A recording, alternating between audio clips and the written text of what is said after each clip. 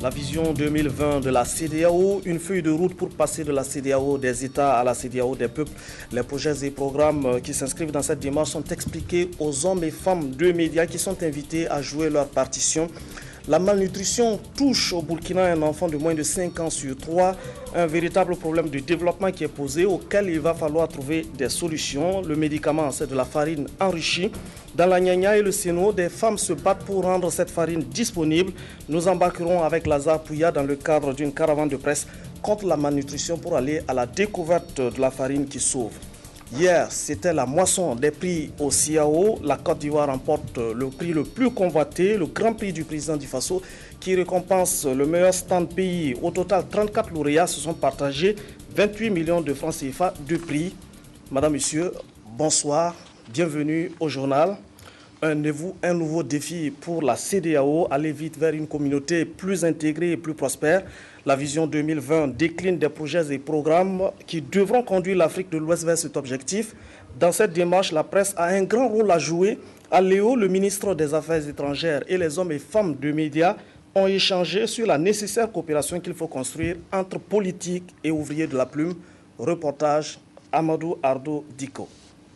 La vision 2020 de la CEDEAO marque une rupture et annonce un nouveau paradigme qui consiste à passer de la CEDEAO des États, purement technocrates, très confinés, à une CEDEAO des peuples plus ouverte sur la prise en charge des besoins et des aspirations des peuples. Le défi, c'est de créer un espace solidaire, prospère, sécurisé, mais dont l'élaboration des politiques serait plus participative.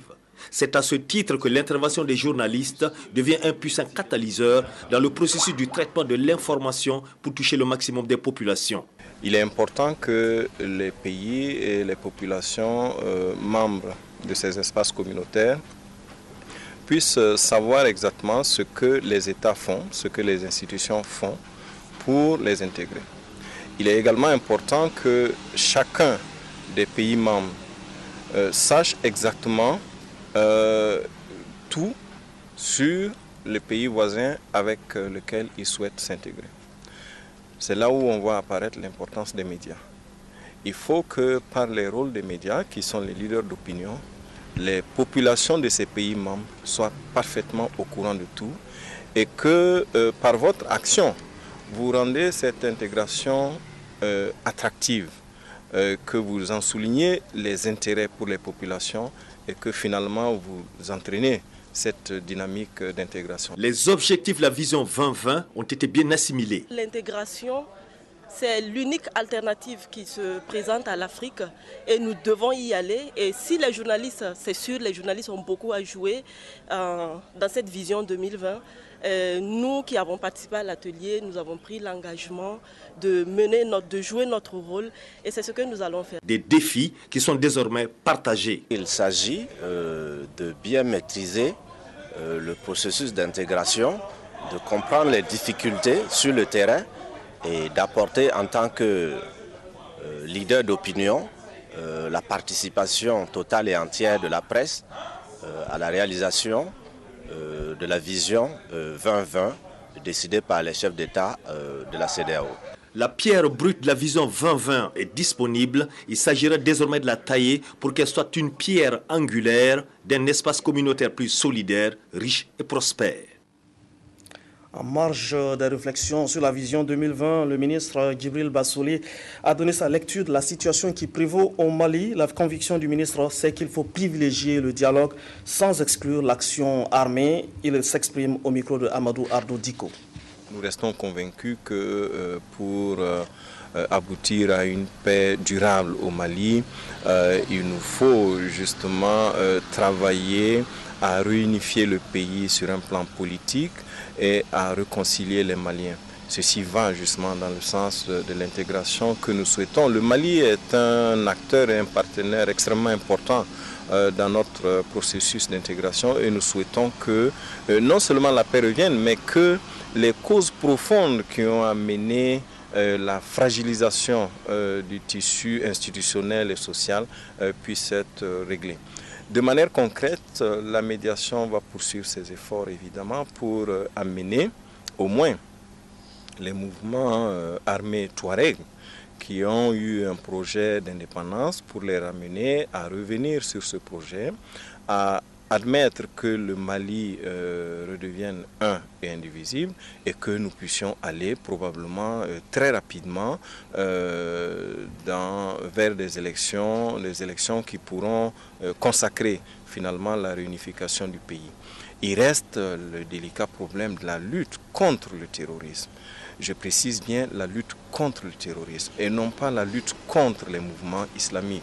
Nous avons un profond respect pour tous les mouvements qui ont une idéologie islamiste. La question n'est pas de déclarer la guerre contre des islamistes, la question est de mettre hors d'état de nuire des groupes terroristes qui ont choisi la terreur et le crime organisé pour atteindre leurs objectifs. Au CIAO, 34 lauréats se partagent des prix d'une valeur globale de 28 millions de francs CFA. Le prix le plus convoité, le prix du président du Faso, est revenu au stand pays de la Côte d'Ivoire. Le palmarès de la 13e édition du CIAO vous est présenté dans ce reportage signé de Yacouba Goro.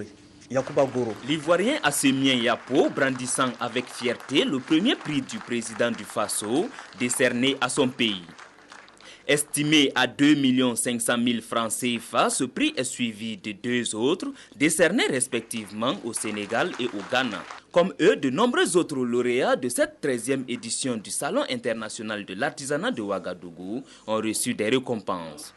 Les prix de l'UNICEF, de l'ambassadeur du Grand-Duché de Luxembourg, de l'Organisation africaine de la propriété intellectuelle et bien d'autres prix estimés à un montant total d'environ 28 millions de francs CFA ont été décernés. Un tel prix, c'est un challenge. Déjà en 2008, on avait remporté le premier prix de sélection du président du Faso. Et donc c'est la deuxième fois que nous l'avons. Vraiment, il faut dire que c'est vrai que tout le monde veut compétir, mais personnellement, je ne m'y attendais pas du tout. Cette cérémonie de remise de prix se tient à la veille de la fermeture des portes du 13e CIAO. Et c'est une occasion pour le ministre de l'Industrie, du Commerce et de l'Artisanat d'énumérer quelques données chiffrées de l'édition 2012 du Salon et de féliciter l'ensemble des acteurs ayant contribué à l'organisation et au succès de cette édition. Nous avons un peu plus de 383 artisans et 564 stands qui ont été attribués. Nous avons environ 116 acheteurs et visiteurs professionnels provenant de 23 pays, 141 071 tickets vendus au public pour un montant qui est au-delà de 90 millions de francs CFA encaissés, 500 journalistes de 104 organes provenant de 8 pays, 72 500 000 d'intentions de commande au titre des B2B. Les rideaux tombent ainsi sur la 13e édition du CIAO, pendant qu'un autre regard se tourne vers la 14e prévue du 31 octobre au 9 novembre 2014. Cette 14e édition aura pour thème artisanat africain, entrepreneuriat féminin et protection sociale. Cette édition du CIAO s'achève ce soir. Elle aura donné à voir des produits de qualité, un trait du savoir-faire artisanal des artisans africains, à l'image de Josué Ouedraogo, un innovateur burkinabé qui exposait à l'espace Art et Métiers une unité de fabrique de barres de glace. La machine sortie de ses ateliers produit 90 barres de glace de 25 kg toutes les 8 heures. Ernest Kambiré nous conduit à la découverte de cette unité. C'est ici, à l'espace Arts et Métiers du Salon international de l'artisanat de Ouagadougou, que Josué Ouedraogo expose et fait la promotion de son unité de fabrique de barres de glace alimentaire. Conçue et montée sur place ici au Burkina Faso par ce jeune concepteur industriel, la machine produit 90 barres de 25 kg de glace par jour, toutes les 8 heures. Chaque 8 heures, vous avez 30 barres de 25 kg et ça consomme moins. La capacité de la machine, c'est 90 barres de 25 kg en 24 heures et ça consomme 270 kWh. Cette machine, elle fabrique les barrettes de 2 kg. Chaque 3 heures de temps, elle fabrique 40 barrettes de 2 kg. Par jour, cette machine me donne 90 000 francs. Et celle-là, elle me donne 32 000 francs. Composé d'un condensateur, d'un compresseur, d'un évaporateur, d'un malaxeur et bien sûr d'un système de protection, l'unité consomme environ 12 000 francs CFA d'électricité, soit 90 kWh, ce qui veut dire que pour 12 000 francs CFA d'électricité, la machine produit 30 000 francs CFA de glace. Une prouesse qui émerveille les visiteurs curieux qui vont et viennent pour admirer la trouvaille de ce jeune concepteur burkinabé en ces temps de crise énergétique. Oui, c'est la manière dont ils font la glace, c'est ça qui m'impressionne beaucoup. Donc j'étais en train de voir, c'est ce qu'il est en train de m'expliquer. Réellement, bon, c'est nécessaire vraiment. Vu qu'on est dans un pays de chaleur, je pense que c'est très bien. Parce que la glace en avril, ça ne suffit pas. Les machines sont exposées à l'espace arts et métiers du Salon international de l'artisanat de Ouagadougou et les prix, eux, varient entre 2 millions et 6 millions de francs CFA selon la catégorie. Les innovateurs disposent d'un autre cadre pour faire découvrir leur travail. C'est le Forum sur la recherche scientifique et l'innovation technologique qui s'est tenu du 8 au 13 octobre 2012. Cette année, le programme intégrait une compétition inter-établissement scolaire et un concours de rédaction et d'exposé scientifique. Les lauréats de ces jeux concours ont reçu leur prix ce 2 novembre. Ramatou Zida et Tangaka Fandou. Comme Ouseni Nombré, plusieurs autres participants aux Jeux concours organisés par le Forum national de la recherche scientifique et de l'innovation technologique FERSIT ont été primés. Allant de fournitures scolaires aux mini-ordinateurs en passant par des téléphones portables, ces prix ont été attribués aux lauréats du jeu radiophonique, de la compétition inter-établissement et du concours d'exposé scientifique. Il faut dire que le jeu s'étalait sur une semaine et chaque jour il y avait un questionnaire qui avait trait au FERSIT et sur d'autres cultures générales, par exemple les droits d'auteur. Et c'est à ces jeux, chaque jour nous on participait, mon frère jumeau et moi, et c'est aux 2 derniers jeux qu'on a été tous 2 lauréats. Innovation majeure de la 10e édition du FERSIT, ces jeux concours ont pour but de susciter une saine émulation au sein de la jeunesse et susciter en elle un intérêt pour la recherche. Le secrétariat permanent a travaillé de façon à ce que toutes les catégories socio-professionnelles de notre pays soient largement impliquées, mobilisées et associées à tout ce qui devrait être entrepris lors de cette 10e édition-là. Alors c'est dans ce cadre-là, un certain nombre d'établissements ont été approchés et ils ont également accepté de nous accompagner. La remise des prix intervient 20 jours après la clôture du forum. L'Ordre des avocats du Burkina vient d'organiser les premiers états généraux des avocats à Bobo-Dioulasso, un cadre pour tirer des enseignements du passé, pour poser les jalons d'un barreau plus uni, plus fort et respecté de tous. Le reportage est signé de Ahadi Sandamba. Pour la première fois après 22 ans d'existence, l'Ordre des avocats tient ses états généraux. Il s'agit donc pour les avocats de se mettre à la barre pour rechercher de véritables repères. Ces assises sont perçues comme un préambule et même une condition sine qua non au renforcement du barreau après une évaluation critique de la profession au Burkina Faso. La pratique professionnelle de l'avocat n'a pas toujours été à la hauteur de l'attente des clients et c'est la raison pour laquelle nous avons décidé de nous retrouver pour faire une auto-évaluation, pour faire un bilan et surtout prendre des décisions importantes qui vont renforcer et la cohésion et l'unité et assurer une meilleure formation, une meilleure pratique professionnelle de l'avocat burkinabé. Ce sont 12 heures durant, les participants vont analyser l'étude diagnostique déjà commanditée et répondre à des préoccupations telles: l'avocat assume-t-il totalement ses missions de conseil, de représentation et de défense? Le justiciable est-il satisfait de sa justice? Un programme sur lequel le barreau burkinabé compte beaucoup. Par rapport à différentes crises que nous avons connues, il y a de grosses préoccupations auxquelles il faudra qu'on réfléchisse. Il y a non seulement les questions qui sont relatives à la gouvernance de notre ordre, il y a aussi des préoccupations sérieuses quant à la survie de l'activité de l'avocat. Mais le plus ardent de mes souhaits, c'est de faire en sorte que déjà à l'intérieur, nous puissions assainir les règles de fonctionnement, que nous puissions assainir les règles de concurrence entre nous-mêmes. que nous fassions en sorte que l'avocat, tout en défendant la veuve et l'orphelin, puisse vivre dignement de son métier. Ce que nous attendons vraiment de ces assises, c'est qu'au sortir, quand même, on puisse avoir un programme de travail par rapport précisément à cette formation et en plus qu'on puisse voir en fait concrètement la façon dont ce centre de formation pourra être créé.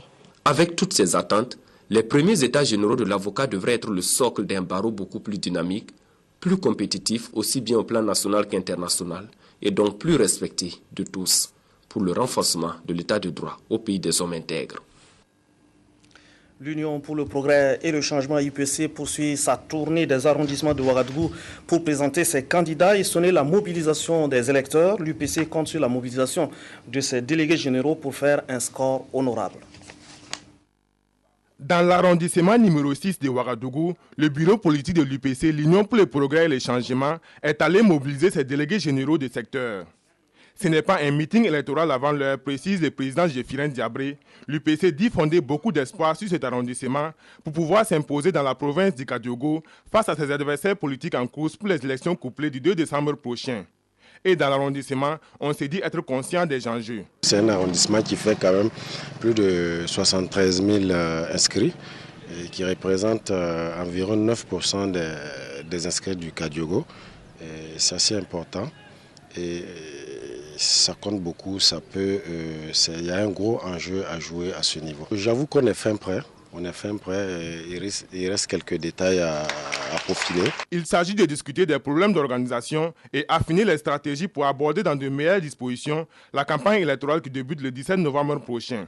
Nous devons rester mobilisés parce que nous sommes à un mois du 2 décembre et qu'il faut rester mobilisés et se concentrer pour faire les dernières tâches, c'est-à-dire la campagne de proximité que nous menons depuis le début. C'est-à-dire que nous n'avons jamais eu de relâche pour approcher nos militants dans les secteurs, dans les villages, et que maintenant il s'agit donc de systématiser cette approche pour qu'au soir du 2 décembre, nous soyons totalement prêts. À l'occasion, les différents candidats aux élections municipales et législatives, tant au plan provincial que national, ont été présentés aux délégués généraux. Ce 6e arrondissement est la 11e et avant-dernière étape de la tournée du bureau politique de l'UPC. Et d'ores et déjà, le bureau se dit satisfait des résultats des concertations du genre à travers les différents arrondissements de Ouagadougou. Les chauffeurs du public et du parapublic prennent à bras le corps la question de leur protection sociale. Ils s'organisent dans le cadre d'un syndicat pour mieux faire entendre leur voix. Le syndicat national des chauffeurs vient de tenir son premier congrès ordinaire, Pélagie Bempanomé, Saouadougou. Les chauffeurs de la fonction publique et du parapublic se réunissent pour échanger sur des questions relatives à leurs conditions de travail. Des conditions de travail jugées toujours précaires au regard des difficultés auxquelles ils sont permanemment confrontés. Cette rencontre vise à renforcer les connaissances des participants sur l'appropriation de leurs droits, notamment la protection sociale des chauffeurs. L'objectif principal que nous visons par rapport au thème que nous avons évoqué, c'est que nous avons envoyé des points de revendication au gouvernement qui sont à 13 points. Et le premier point même de notre revendication, c'est l'allocation du minute de risque spécifique pour les chauffeurs.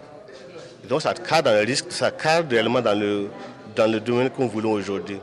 Et parmi les 13 points que nous avons envoyés, il y a 6 points. Le gouvernement a fait vraiment un point essentiel sur les 13 points qu'on a envoyés, mais il reste beaucoup de choses à faire.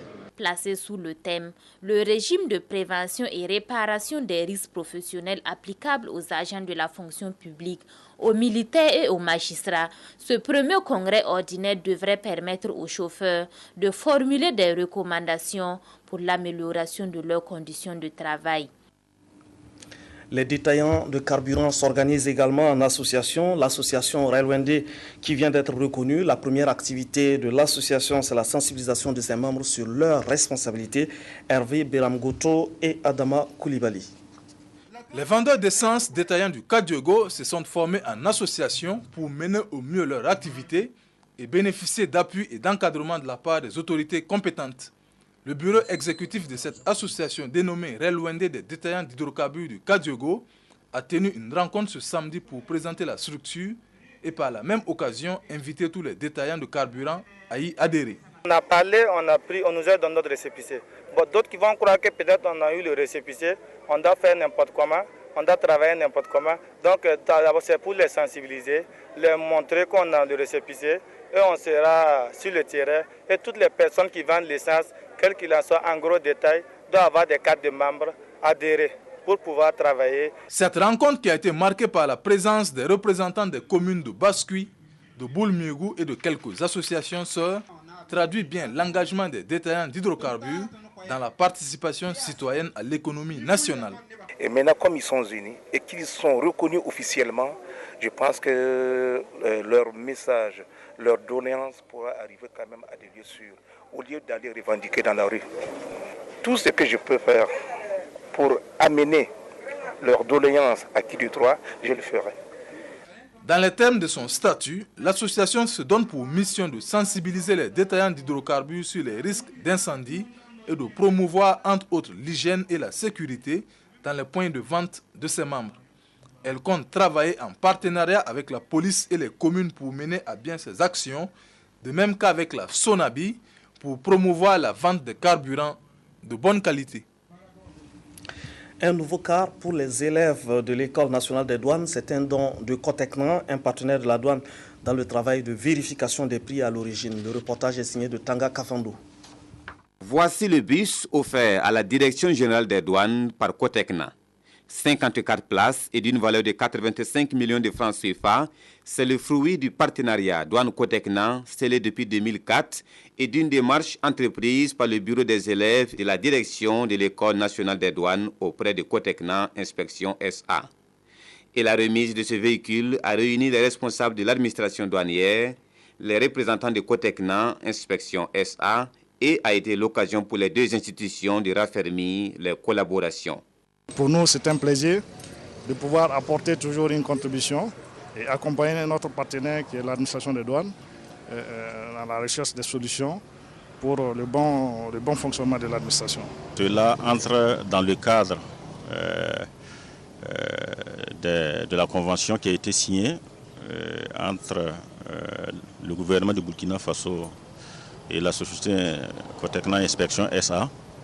Et conformément à cette convention, Cotecnan est une société de droit privé qui assiste l'administration des douanes dans le cadre de l'accomplissement de sa mission, de ses missions, je dirais, notamment de recouvrement de recettes. Et la contribution de Cotecnan consiste justement à assister notre administration en matière d'inspection de marchandises avant embarquement. Dans le but de sécuriser les recettes douanières, de lutter contre la fraude et de moderniser le système de travail, Cotecnan appuie la Direction générale des douanes dans l'inspection et l'évaluation des marchandises avant embarquement, l'équipement, la formation et le renforcement des capacités du personnel. Les habitants du village de Guié sont également heureux bénéficiaires d'un don. Le don, c'est une maison communautaire.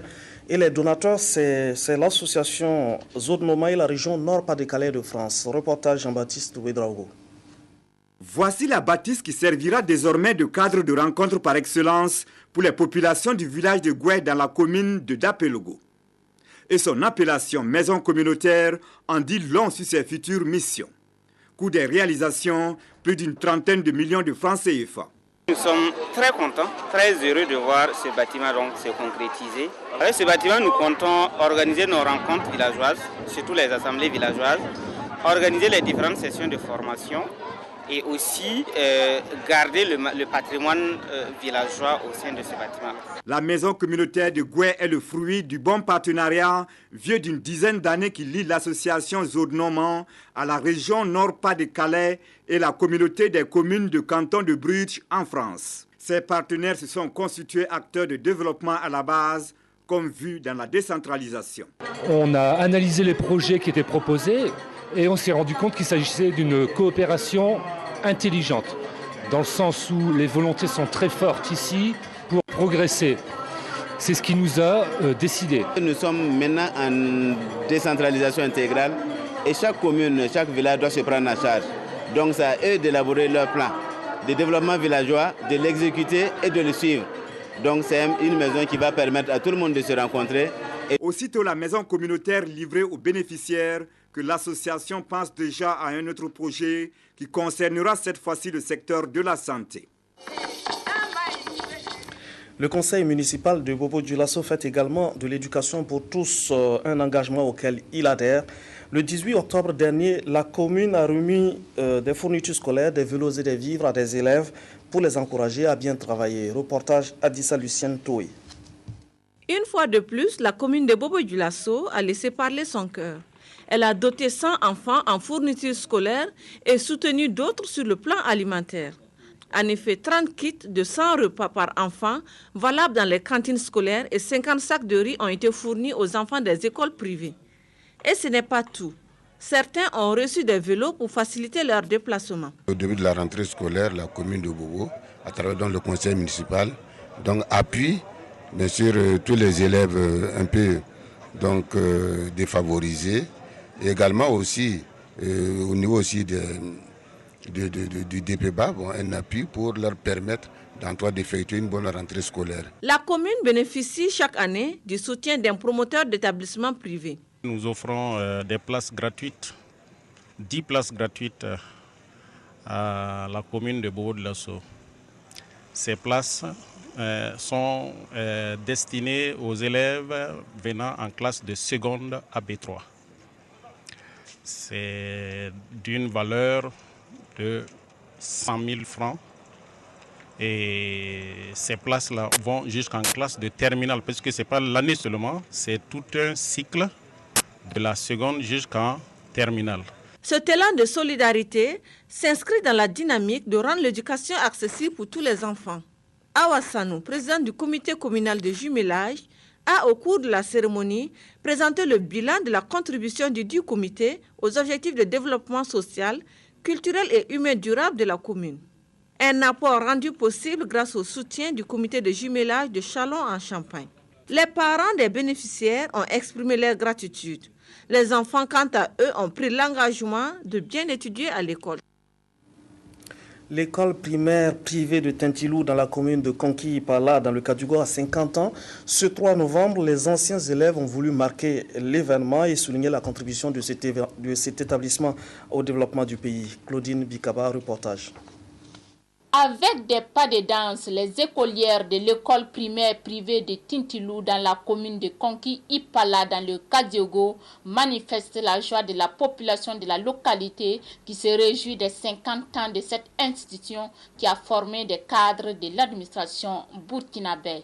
La célébration d'un anniversaire d'une école est toujours une occasion pour le ministère de l'Éducation nationale d'essayer de voir ce qui a été fait jusque-là et ce qui reste également à faire. Et au-delà du caractère festif de ces célébrations, il faut reconnaître que c'est des retrouvailles pour l'ensemble de la communauté éducative et c'est aussi un moment de rétrospection. 50 ans après l'école de Tintilou, qui se trouve être la première école privée évangélique de la Haute-Volta et qui a vu le jour le 1er octobre 1961, a relevé quelques défis. Cependant, le premier instituteur de cette école émet un vœu. Après 50 ans, vraiment, je pense beaucoup le commencement jusqu'à nos jours. Et je ne peux pas vraiment vous remercier la population et le fondateur qui est presque partenaire, qui est partenaire Olivier, qui a fondé l'école et il m'a vu que j'étais bon pour commencer. Donc vraiment je remercie Dieu. Mes choix vraiment c'est la continuité et la réussite de l'école. Que Dieu vraiment bénisse l'école et bénisse la population abondamment. Les pères fondateurs de cette école, que sont les pasteurs Joseph Cabré, Étienne Bonkungu, Jean Cabré et Olivier Cabré, ainsi que les premiers instituteurs, ont été élevés au grade de chevalier de l'ordre des palmes académiques par le ministère en charge de l'éducation, qui a aussi remis par la même occasion des fournitures scolaires pour manifester sa volonté de toujours soutenir cette école. Ce 3 novembre, on a célébré également les 50 ans de l'école de Bia dans la Sicile. Ressortissants, parents d'élèves et anciens encadreurs se sont retrouvés pour l'événement. Les meilleurs élèves ont été récompensés à l'occasion. Et le Premier ministre qui était de la fête a lancé un appel afin que les parents s'impliquent dans l'éducation des enfants et contre la violence à l'école. Le reportage de Moumouni Soubega. L'histoire retient qu'en 50 ans d'existence, l'école primaire publique de Bia a formé environ 3000 élèves. Parmi eux, de nombreux cadres ici présents. En présence du chef du gouvernement, anciens élèves, encadreurs, parents d'élèves ont marqué une halte pour faire le point, mais aussi rendre hommage à ceux qui ont œuvré à la construction de cette école en 1962. L'école du Bia a été créée par notre grand-père. Personnellement, il s'est déplacé à cheval à Ouagadougou pour aller voir les autorités pour demander une école. Parce que chez un chef de canton, les autres en avaient et lui, il n'avait pas d'école. Il n'a même pas fait 3 mois et ils sont venus construire l'école.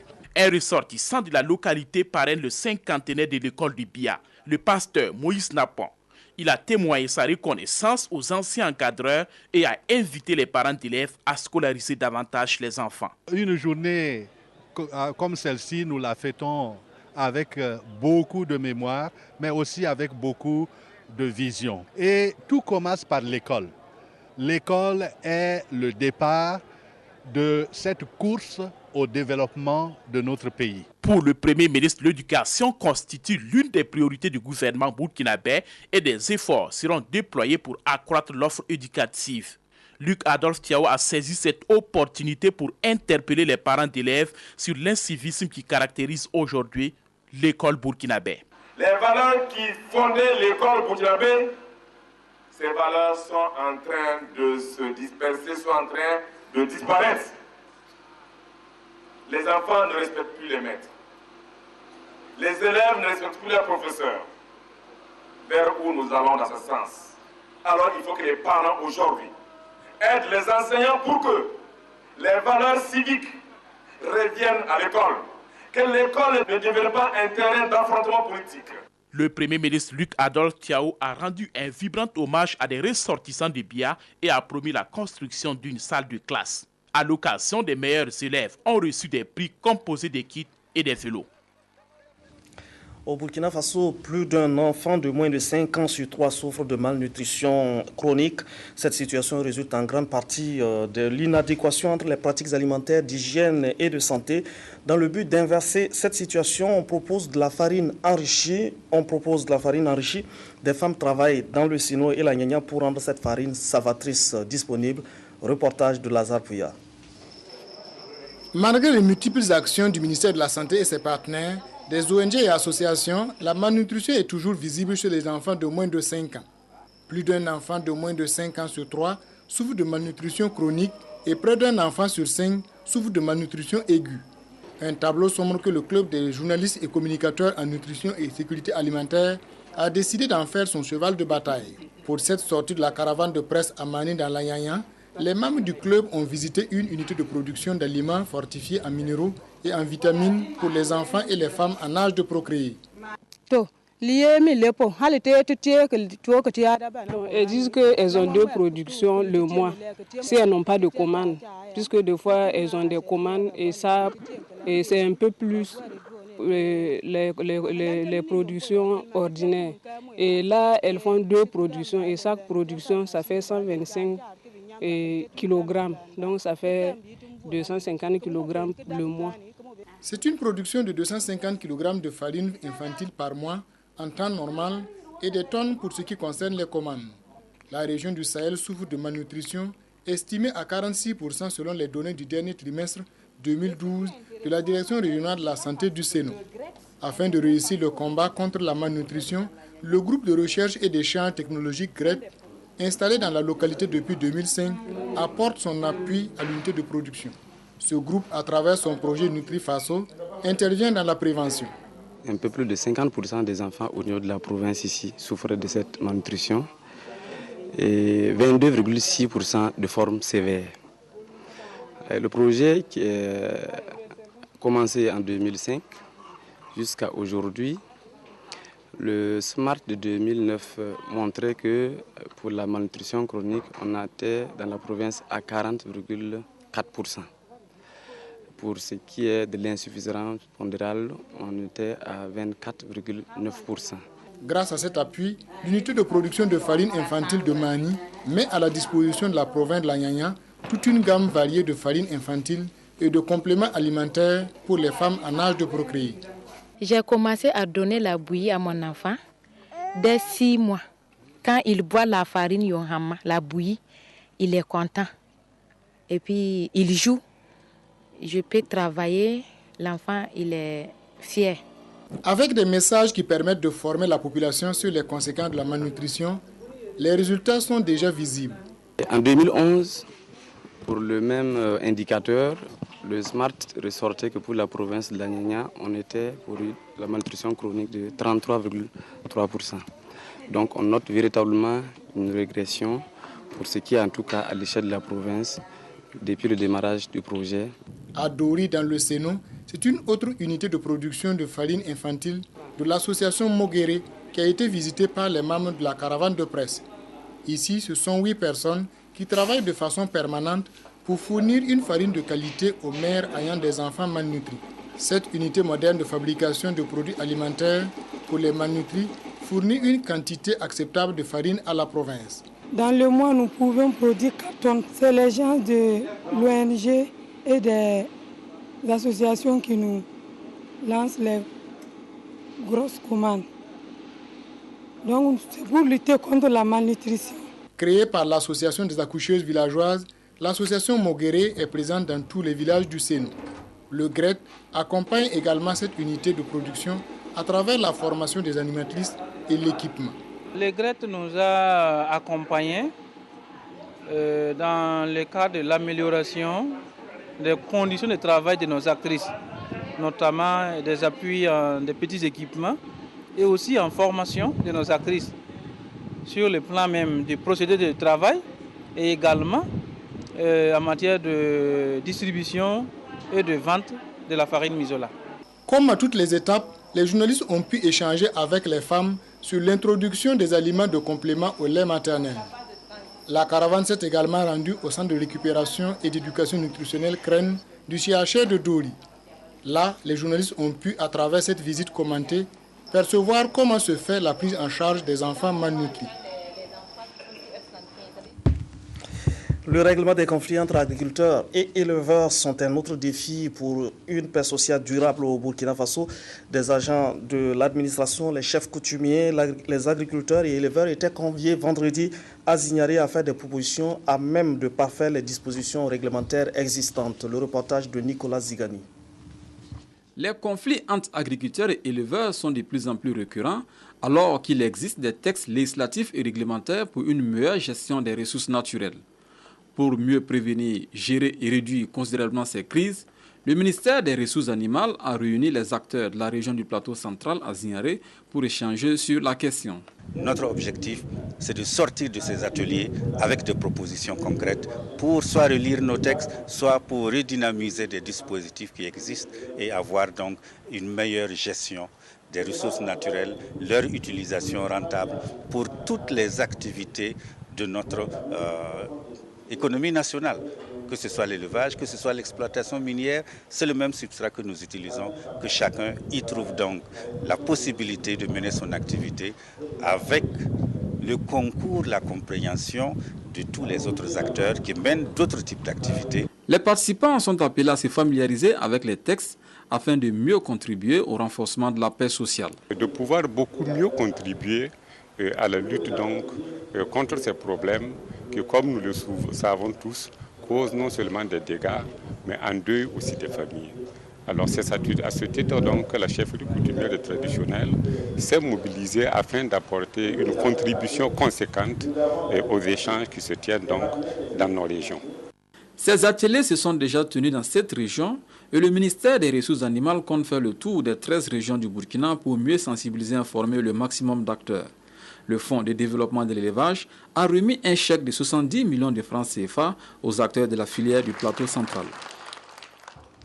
L'agence intergouvernementale panafricaine Eau et Assainissement pour l'Afrique organise en décembre prochain à Dakar son deuxième forum sur l'eau et l'assainissement. En prélude à cette rencontre de haut niveau, les responsables de l'EA ont rencontré vendredi les acteurs du domaine de l'eau. Objectif, harmoniser les vues sur les questions de l'accès à l'eau et à l'assainissement pour défendre les idées du Burkina à ce forum. Le reportage est signé de Jacques Lamissa Tarpaga. La deuxième édition du forum de haut niveau sur l'eau et l'assainissement pour tous aura lieu les 12 et 14 décembre 2012 à Dakar au Sénégal. Le Burkina Faso entend participer activement à cette rencontre pour partager ses expériences en matière de politique d'accès à l'eau potable et à l'assainissement.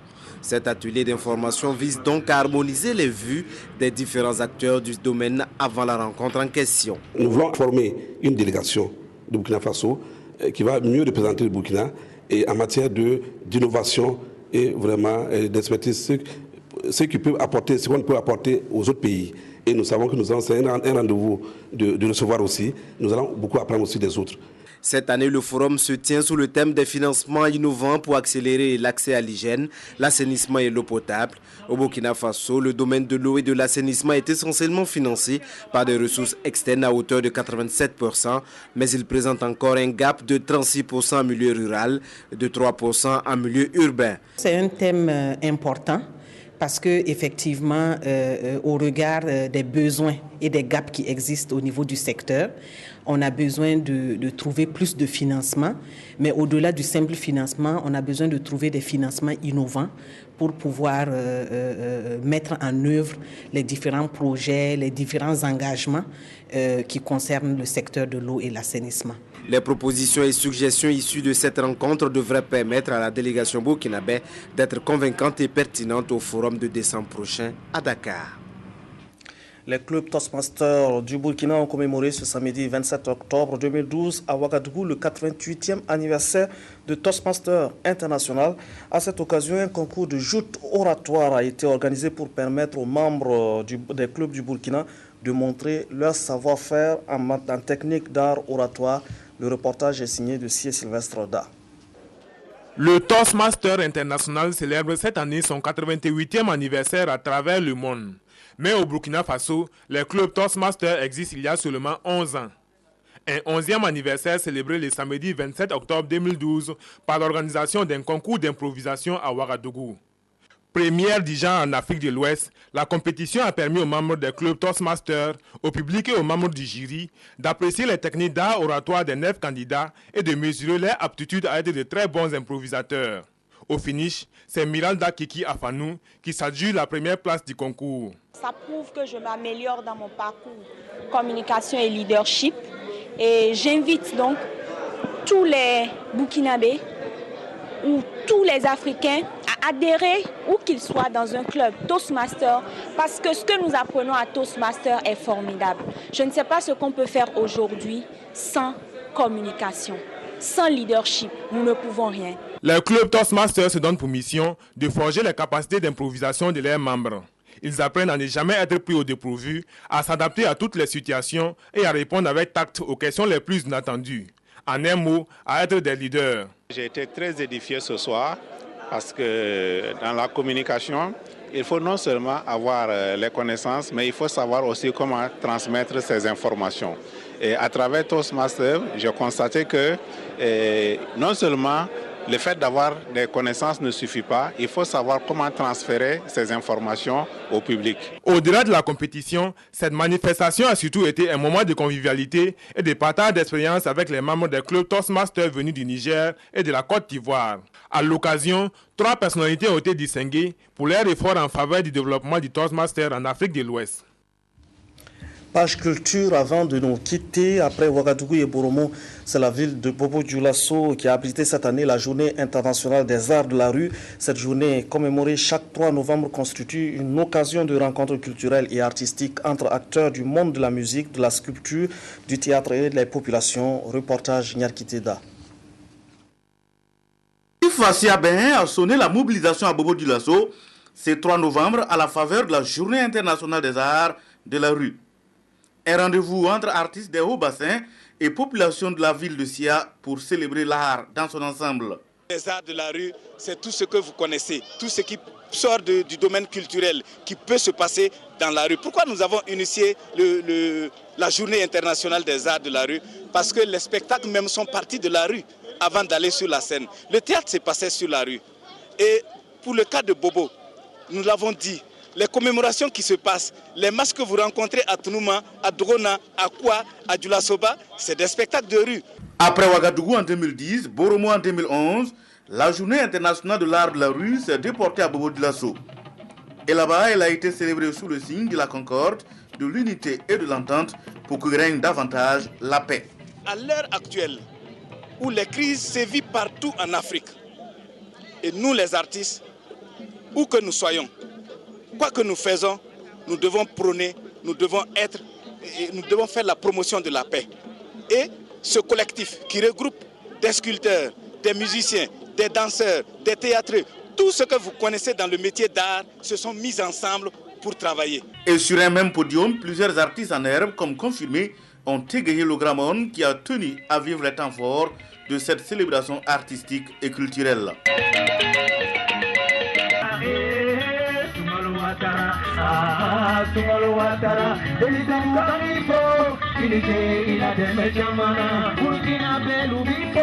Ça a été une journée très riche puisque moi j'ai découvert plein de choses ici aujourd'hui. Même si je suis déjà venue au Burkina Faso, c'est toujours un plaisir de voir la richesse culturelle et musicale et théâtrale. Grâce à ce festival de la rue, on s'est senti convivial, on s'est senti tous ensemble, on s'est senti si bien. La commémoration de la journée internationale de l'art de la rue a été mise à profit pour jeter un regard sur les activités culturelles dans la ville de Bobo-Dioulasso. Les intervenants à la cérémonie de libation ont invité les artistes à amener les arts vers la raison d'être pour faire de l'art et de la culture des leviers sûrs de développement. À cette occasion, le collectif Siabin a remis un trophée au ministre de la fonction publique, du travail et de la sécurité sociale et lui a attribué le titre de personnalité de l'année pour son soutien constant aux activités culturelles. Le collectif Siabin lui a également remis un chèque de 25 000 francs pour l'accompagner dans ses efforts pour le développement de la région des Hauts-Bassins. Depuis 2007, le collectif Siabin travaille à réunir l'ensemble des artistes de la région des Hauts-Bassins dans un même creuset pour faire en sorte que les artistes puissent avoir un repère pour vraiment promouvoir leur art. Et c'est pour cela justement que nous sommes à leur côté, que nous leur donnons souvent quelques conseils quand nous sommes ici à Bobo-Dioulasso. Et s'ils reconnaissent ces efforts, c'est tant mieux. C'est-à-dire que c'est un appel pour nous de pouvoir les assister d'une manière ou d'une autre. À Bobo-Dioulasso, ce 3 novembre, population et artistes ont dans une évasion communion célébré l'art, un test qualifié de réussite